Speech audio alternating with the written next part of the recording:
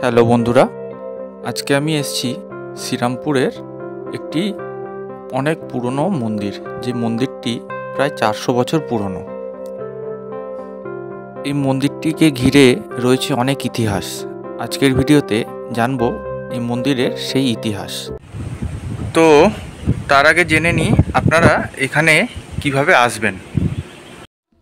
আপনারা যদি ট্রেনে আসেন তাহলে আপনাদেরকে ধরতে হবে হাওড়া বর্ধমান মেল লাইনের যে কোনো ট্রেন, আর আপনাদেরকে নামতে হবে শ্রীরামপুর।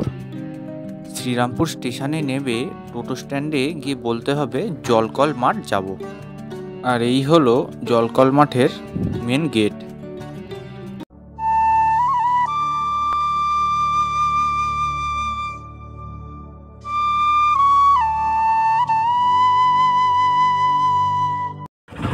বেরিয়ে পড়লাম শ্রীরামপুরের উদ্দেশ্যে। তো আপনারা ভিডিওর টাইটেল আর থাম্বনেল দেখে বুঝেই গেছেন আজকে আমরা কোথায় যাচ্ছি। চলে এলাম জলকল মাঠের মেন গেটের সামনে। আজকে আমি এমন এক জায়গায় এসেছি যেটা অনেকে জানো, আবার অনেকেই জানো না। শ্রীরামপুরের এক জায়গা, তো চলো দেখা যাক। প্যাগোডা যাওয়ার জন্য জলকল মাঠের ভেতরে ঢুকে পাশে একটা রাস্তা আছে, সেটা দিয়েই যেতে হবে। একদম শান্ত পরিবেশ, কেউ নেই, কিন্তু জঙ্গলের মাঝখান দিয়ে এখন আমি যাচ্ছি।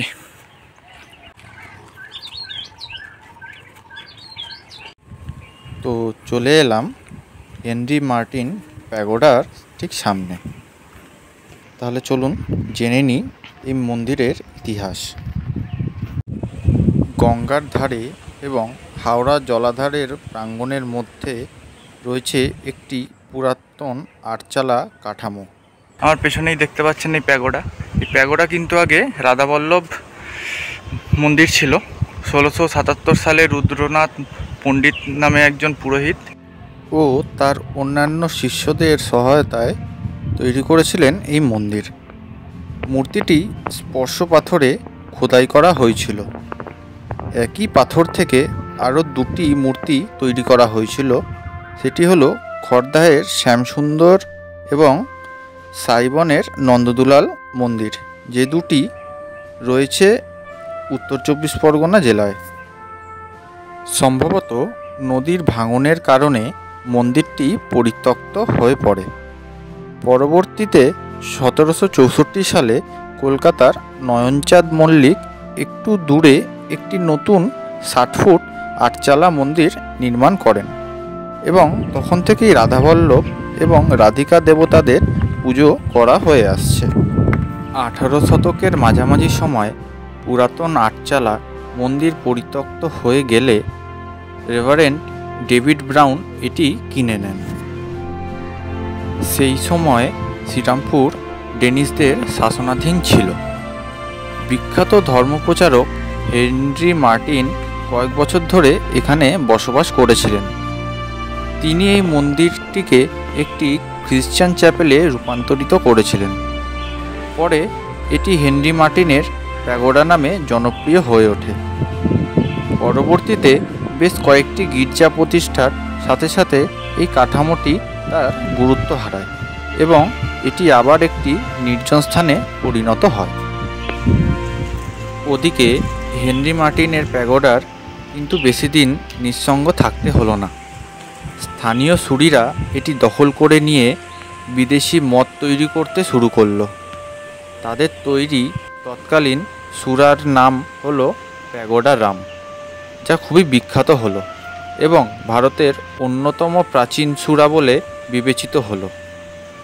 আবার পালাবদল। 1894 সালে হাওড়া ওয়াটার ওয়ার্কস স্থাপিত হলে প্যাগোডা প্রাঙ্গণের অন্তর্ভুক্ত হয়ে পড়ে। এই জায়গাটি জলকলের মাঠ বলে পরিচিত হতে থাকে। নতুনভাবে সেজে ওঠে প্যাগোডা সহ সব কিছু। কিছু তথ্যের অভাবে অ্যালডিন হাউসটি সংস্কার করা হয়ে ওঠেনি। বাংলার আধুনিক শিক্ষার দোলনা বাড়িটি আজও কিন্তু একা। জলকল মাঠের পাশেই অবস্থিত আছে একটি মন্দির। তো এটি হলো মদনমোহন জিউর মন্দির। সরাসরি ডেনিশ শাসনের সাথে এটি সম্পর্কিত। এবং এটি পরে ইস্ট ইন্ডিয়া কোম্পানির অনুদানে পুনরুদ্ধার করা হয়েছিল।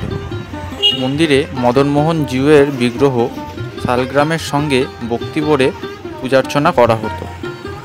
ডেনিশ সরকার 1845 সালে শ্রীরামপুর ইস্ট ইন্ডিয়া কোম্পানির কাছে বিক্রি করে দেওয়ার পর নতুন সরকার গোপালবাবুকে পুজো করার জন্য এককালীন 10,000 টাকা দিয়েছিল। এই মন্দিরের সামনে পোড়ামাটির শিল্পকর্ম দেখা যায়, যা মন্দিরের স্থাপত্যকে বিশেষভাবে আকর্ষণীয় করে তুলেছে। তো বন্ধুরা, ভিডিওটি কেমন লাগলো অবশ্যই কমেন্ট করে জানাবেন। আর এটি একটি খুবই পরিচিত বলবো না, মোটামুটি পরিচিত জায়গা। আপনারা চাইলে এখানে আসতে পারেন। খুবই শান্তিপ্রিয় একটি জায়গা, নিরিবিলি পরিবেশের মধ্যে। আর আমার পেছনেই দেখতে পাচ্ছেন হুগলি নদী। তো আপনারাও চাইলে এখানে ভিজিট করে যেতে পারেন। তো দেখা হচ্ছে পরের ভিডিওয়। আজকের জন্য টাটা।